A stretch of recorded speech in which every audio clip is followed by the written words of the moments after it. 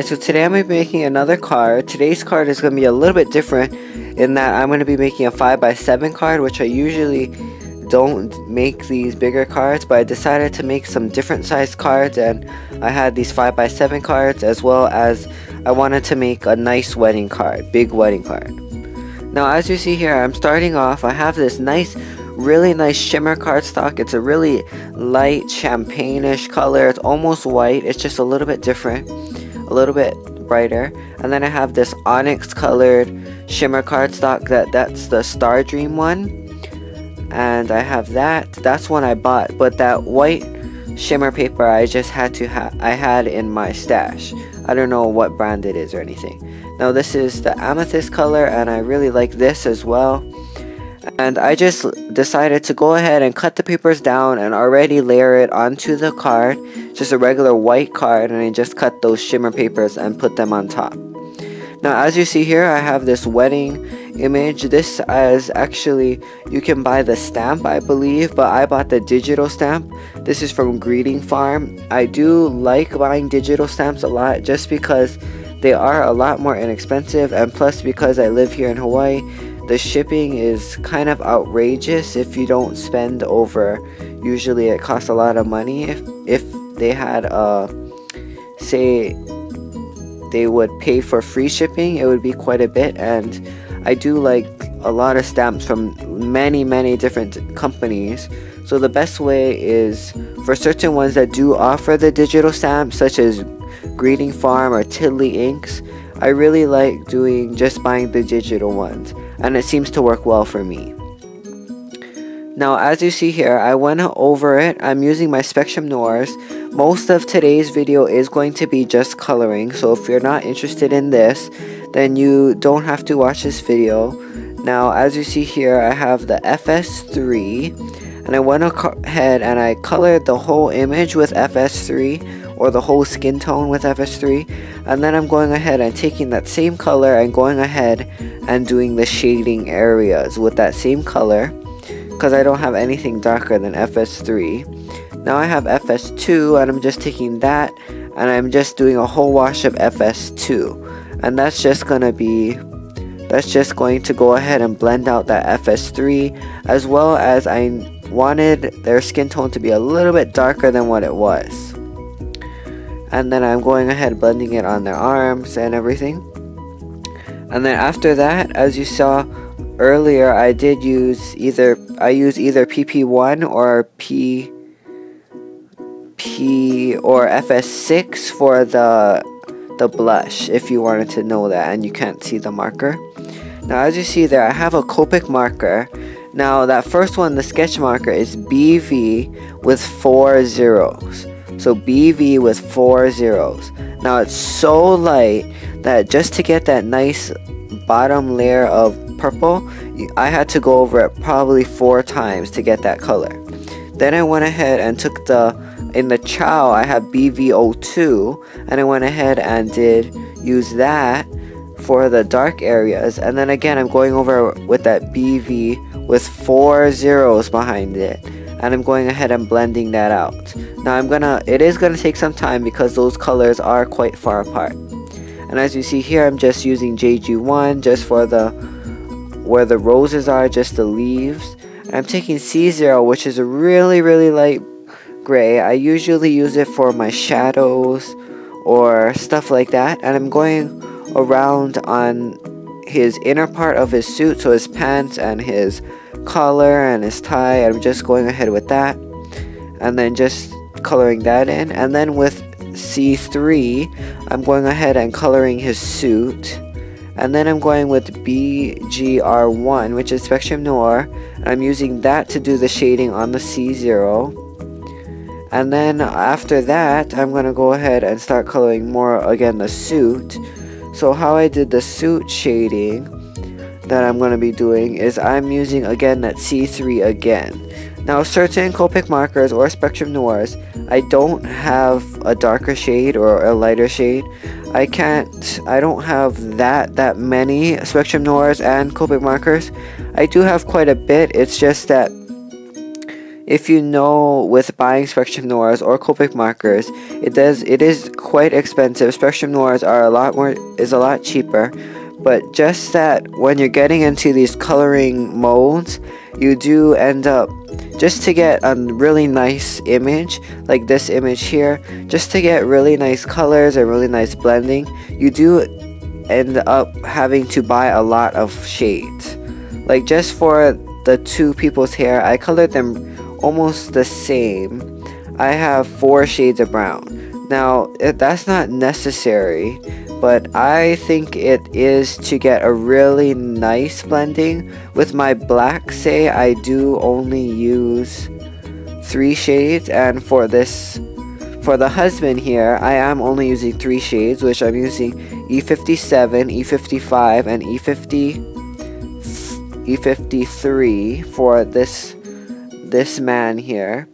Now for the girl, I did use 4 shades, which is E59, E57, and E55, E53. Now I like doing that with most of my coloring brown hair. I would use 4 shades, and then for black hairs I would use 3, but just to get that really nice flickering and blending.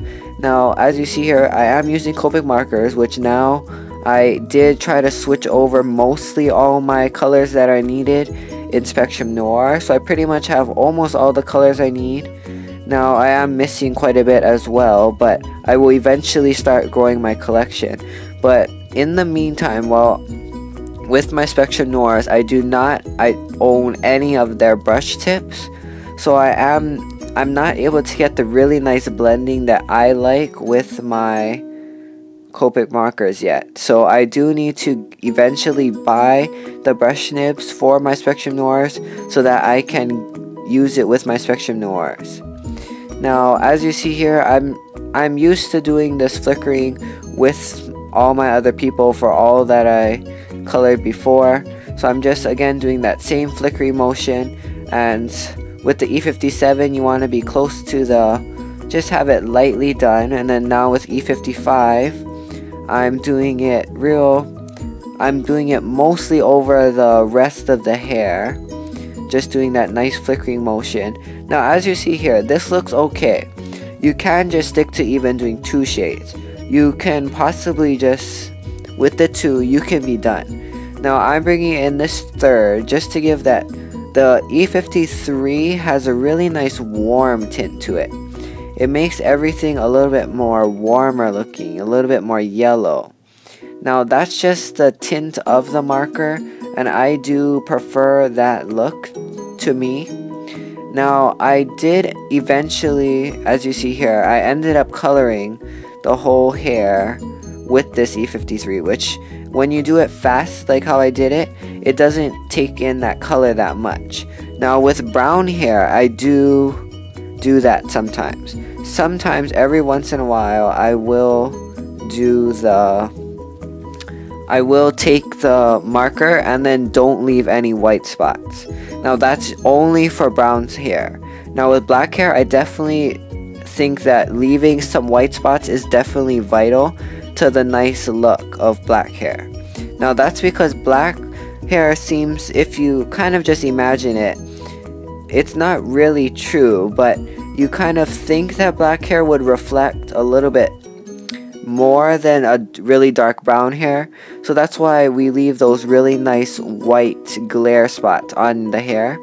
Now for brown hair, if I flicker it nicely without doing it too much, I know if you flicker too much, then it ends up that there's only so sparsely a little bit of white spots that you end up, for me, I end up wanting to just cover it all in. So that's what I do sometimes. But if you can try to leave those white spots, that would look nice as well. Now I'm just coloring the boy's hair, or the man's hair here, and I'm just going to be shortly coloring the girl's hair. Now I know that if I were to show you both of their hairs in the video, it would take a little bit too long. So the man's hair is a little bit easier just because of the shape of it. Now this girl has curly hair and there's all different kinds of partings. It parts a lot, it's wavy, so her hair took quite a bit longer. I just added the E59 for a really dark shade, and that seemed to work for me. And as you see here, her hair looks slightly darker, but not too much darker. Now as you see here, that's the finish of my coloring. And then I just went ahead, used that clear Wingostella on the suit and on her dress. And then I went ahead and added this. This is, I believe, the EK Success, the thin foam adhesive, and I just added that. Now I'm using these Crystal Effects, I believe, or crystal stickers, and this is the Mosaic. And I'm just going ahead and taking those. Now they are all attached together.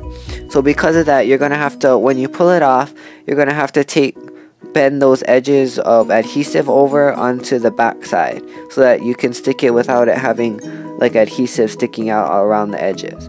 So I just added 3 on the bottom left corner and then 3 on the top right corner. And then this is just going to be a really simple card.